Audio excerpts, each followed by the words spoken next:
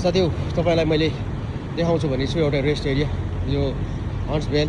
र टेक्सास राज्यभित्र पर्दछ। यो एउटा सिटीमा रहेको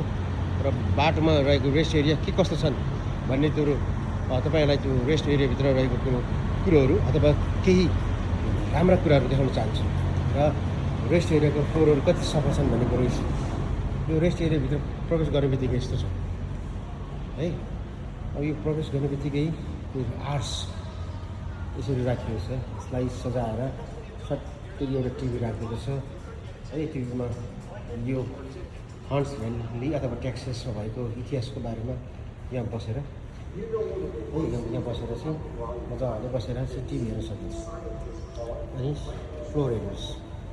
है, कति मजाको मार्बलको के हो है, फ्लोर चाहिँ यस्तो सफा छ। यस्तो टिभी राखेको छ र रेस्टहरू त जाने छ, यता पनि छ होइन। अब तपाईँलाई म देखाउन चाहन्छु कि यो हेर्नुहोस् यस्तो मजाको छ। यो टेक्सासको म्याप है, अमेरिकाको सबैभन्दा दोस्रो ठुलो राज्य स्टेट टेक्सास।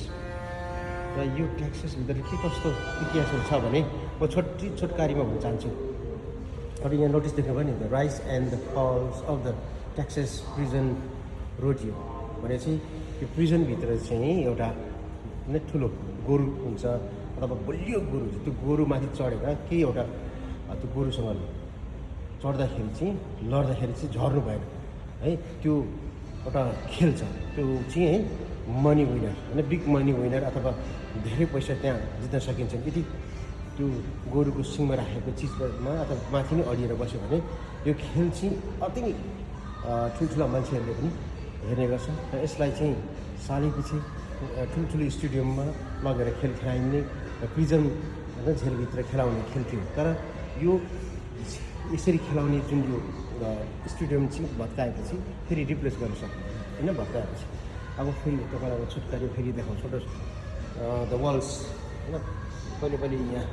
ठुल्ठुला विद्वानहरूले यसरी यो सङ्ग्रहालय बनाइरहेको छ है। अनि तपाईँलाई म परबाट जान चाहन्छु एउटा रेस्ट एरियालाई चाहिँ कसरी चाहिँ मेन्टेन गरेको छ र रेस्ट एरिया अब जसरी हरेक मान्छेहरू घुम्न आउँछन्। अब म तपाईँलाई डुइङ टाइम होइन हन्ट्सभिल भेली लार्जेस्ट इम्प्लोय भन्नुको मतलब the Texas department of the criminal जस्टिसले चाहिँ के गर्यो भन्नाले जति पनि जेलमा भएका व्यक्तिहरू है यसलाई चाहिँ होइन हजारौँ होइन कन्भिक्ट भएका होइन बदमासी फटाइ व्यक्तिहरूलाई चाहिँ जेलमा रहेको मान्छेहरू त्यतिकै भात खुवाउँदै राख्नुभन्दा लगभग होइन 140,000 एकरको जमिनमा लगेर चाहिँ होइन कपासहरू कटनहरू जे होस् कुनै भेजिटेबलहरू रोपेर खेती किसान गर्ने सिकाउने काम गरेर दिनभरि काम गरेको बापत पनि केही न केही डलर पैसाहरू दिएर ती प्रिजनमा राखेको मान्छेहरूलाई इम्प्लोयमेन्ट होइन काम गर्न सिकायो होइन। र त्यसले चाहिँ के गर्यो भने जति नै बिना फकटमा स्लेभ थियो नि त्यहाँभित्र त्यो स्लेभहरू चाहिँ त्यहाँबाट बच्यो, किनकि त्यो जेलरहरूले काम गरेपछि यो होइन यो टाइम सेभ भयो र मान्छे शिक्षित पनि भयो र मान्छेले गरी खाने तरिकाहरू सिक्यो।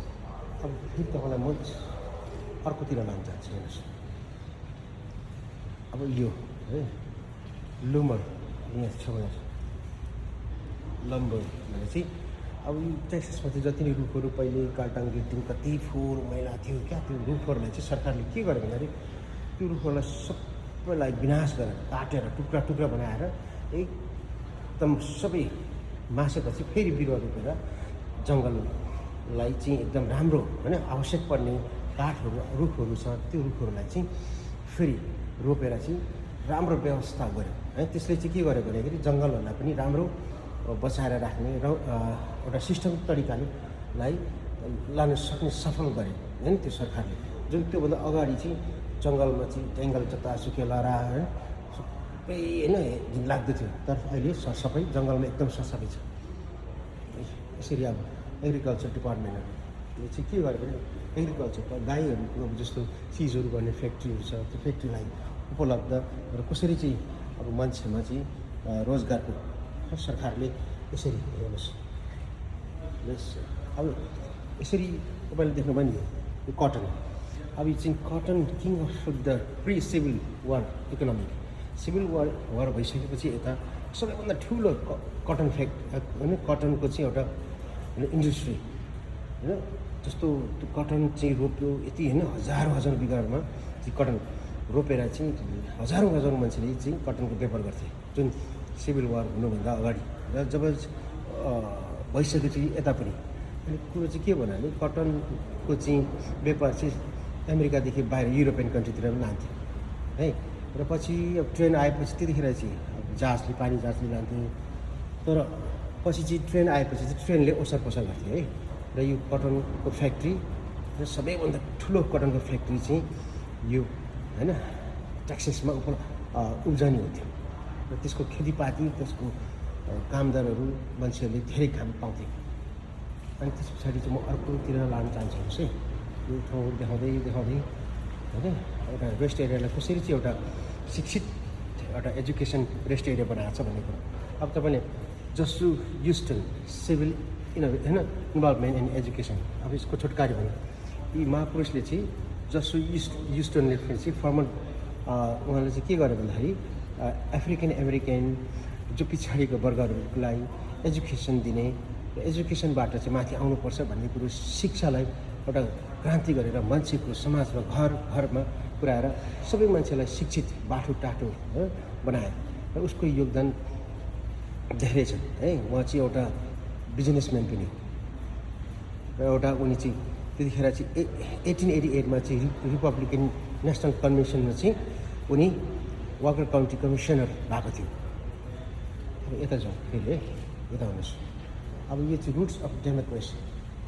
है डेमोक्रेसीको बारेमा चाहिँ यहाँ के भनेको छ भन्दाखेरि हेर्नुहोस् यो महिला देख्नुभयो नि यो महान नारी यी महान नारीको नाम चाहिँ मिनी फिस होइन मिनी फिस इन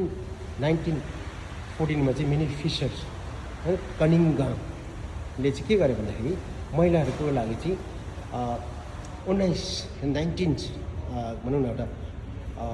संशोधन एउटा पारित गरेर चाहिँ के गर्यो भने महिलाहरूले पनि भोट हाल्नुपर्छ महिलाहरूको अधिकारको निम्ति लड्ने र त्यो प्राप्त गर्ने व्यक्ति जुन प्रेसिडेन्ट होइन फ्र्याङ्कलिन द रुजवेल्टको पालामा चाहिँ उनले त्यो योगदान गरेको थिए हाम्रो मेनी फिसले चाहिँ फेरि चाहिँ तपाईँले यहाँ देखिहाल्नुभयो अब उहाँको बारेमा चाहिँ के भन्न चाहन्छु भने सेन्ट ह्युस्टन्स भन्ने चाहिँ एक छ होइन युथ होइन को बेलामा त्यतिखेर उनी एउटा जेनरल पनि थियो होइन यी व्यक्तिको बारेमा भन्नुपर्छ भने एउटा चाहिँ दुईवटा कुरो चाहिँ अमेरिकाको इतिहासमा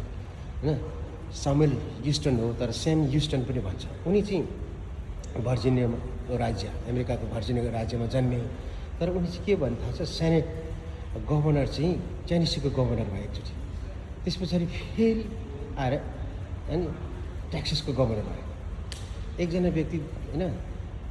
अमेरिकाको इतिहासमा एकजना व्यक्ति दुईवटा स्टेटको गभर्नर बन्न सफल भएको व्यक्ति सेम ह्युस्टन र उनले पनि धेरै योगदानहरू कामहरू गरेका छन् धेरै परिवर्तन निम्ति गरेका छन् ठुल्ठुलो बिजनेसहरू पनि सरकारले गर्ने कामहरू उपलब्धिहरू जनताको लागि धेरै राम्रो काम गरेका छन् यी यस्ता महापुरुषहरूले बनाएको व्यवस्था लिएको ठाउँ अब म चाहिँ म छु हेर्नुहोस् फ्लोर हेर्नुहोस् कसले भन्छ यसलाई रेस्ट एरिया यो रेस्ट एरिया मात्रै नभएर चाहिँ एजुकेसन सिस्टमलाई चाहिँ कसरी लानुपर्छ भन्ने कुरो यहाँ सिकाएको छ हेर्नुहोस् होइन यो चाहिँ इस्टर्न आज म इस्टर्नको एउटा रेस्ट एरियाको बारेमा जानकारी लिएँ धन्यवाद।